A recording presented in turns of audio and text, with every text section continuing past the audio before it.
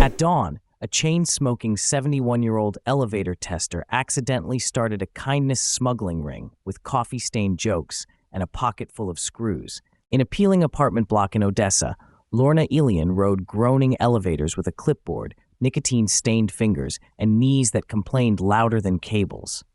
Every landing looked tired, with flaking paint, dim bulbs, and metal doors scarred by years of groceries, arguments, and hurried war news.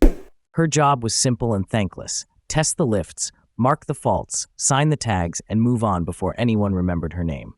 So Lorna began adding one extra thing to each inspection tag: a crooked joke or a tiny handwritten line meant to poke daylight into gray hallways. She wrote about elevators being moody old goats, about cabbage soup surviving harder winters than politicians, and about Tuesdays needing stronger tea than courage. She expected nothing except maybe one snort of laughter from a janitor sweeping dust into stubborn little mountains by the stairwell. Then one freezing morning, she saw her own joke copied neatly in blue pen and taped beside a bedridden neighbor's apartment door. Another floor up, a teenager had copied 2 more lines onto notebook paper and pinned them near the mailboxes beside unpaid bills. At the ground entrance, an exhausted woman was folding a sandwich wrapper around half a joke, as if it were something worth carrying across town. Lorna followed the trail and learned those scraps were reaching a bombed-out maternity ward where mothers read them between sirens. Suddenly, the jokes were no longer just jokes, but small paper bridges crossing from one wounded building into another without permission or ceremony. The discovery hit Lorna harder than her morning cigarettes, because she realized people were starving less for entertainment than for proof somebody noticed them. She also saw the obstacle immediately. Almost everyone around her was running on fumes, rationing money, electricity, sleep, and tenderness all at once.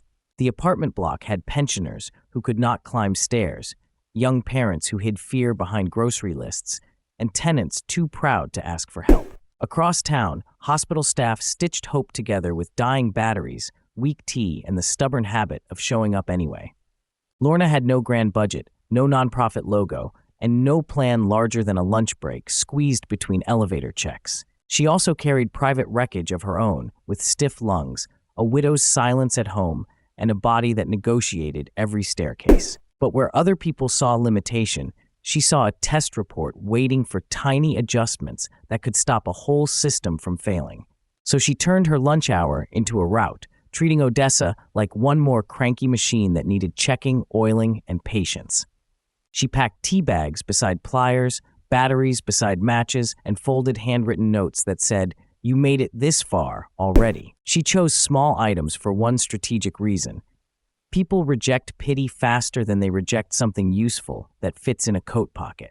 Her first trick was anonymity, because shame closes more doors than poverty, and strangers accept help easier when no spotlight follows the package.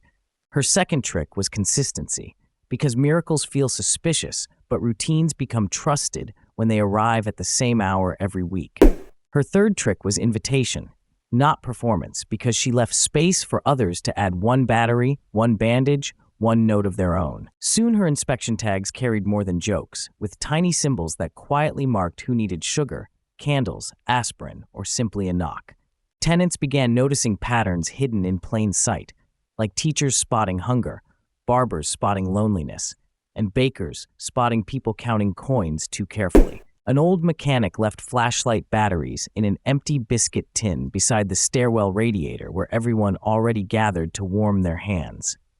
A florist slid bruised but beautiful carnations into cracked jars outside doors where grief had settled like damp wallpaper. A university student copied Lorna's notes onto cleaner paper, then biked them before sunrise to neighborhoods where sleep had been shredded by explosions.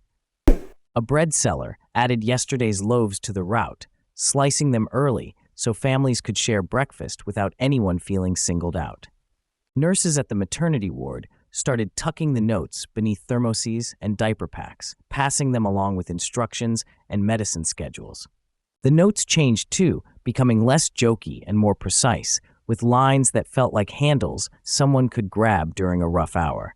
One read, "Boil water before panic, then call your neighbor before your fear writes a whole story for you."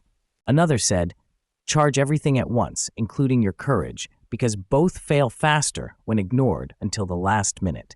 Another simply reminded people to fill one spare bottle, label one spare key, and check one extra door on their floor. That practicality mattered, because inspiration without instructions can drift away like smoke through a cracked kitchen window. Lorna never called it charity, because charity can feel vertical, and what she wanted was sideways, neighbor to neighbor, hand to hand. She called it maintenance, the ordinary discipline of noticing what frays before it snaps and repairing it, while pride still allows it. Obstacles kept multiplying anyway, with curfews, shortages, suspicious looks, and weather sharp enough to split skin across knuckles and lips.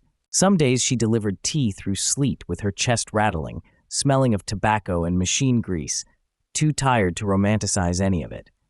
Some people refused help the first time, guarding dignity like the last unbroken plate in a cupboard after shelling. So Lorna changed strategy again and asked for contributions before offering anything, because participation protects pride better than rescue ever can. She would invite someone to copy a note, tape a battery pack, share directions, or point out who had stopped collecting mail. Those tiny asks turned passive witnesses into caretakers, and caretakers started scanning their own buildings for quiet emergencies before dawn. Before long, apartment blocks across Odesa had their own versions of the ritual, with windows glowing early and hallway tables collecting useful little things.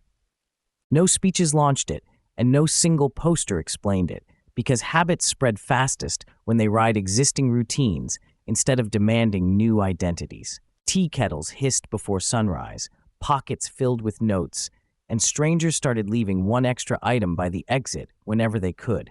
The snowball effect looked almost invisible at first, like a few wrappers, a few batteries, a few taped messages curling at the corners. Then it became impossible to miss, because bedridden neighbors were getting checked on, hospital wards were receiving small comforts, and hallways felt less haunted.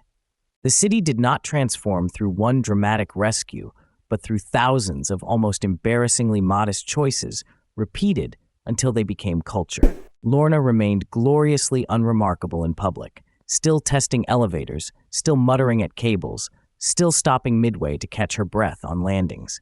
Yet the routes multiplied beyond her reach, which was exactly the point, because a movement built around one hero dies with one hero.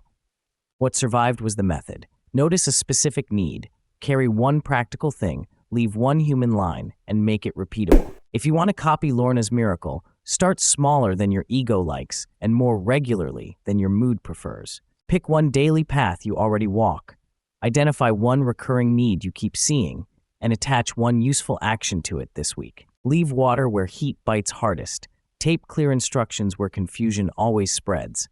Or add one handwritten sentence where fear usually settles. Keep it portable, keep it quiet, and keep it easy enough that another tired person can continue it without asking permission. The world changes strangely often this way, not with fireworks, but with a wrinkled note taped beside a door before sunrise.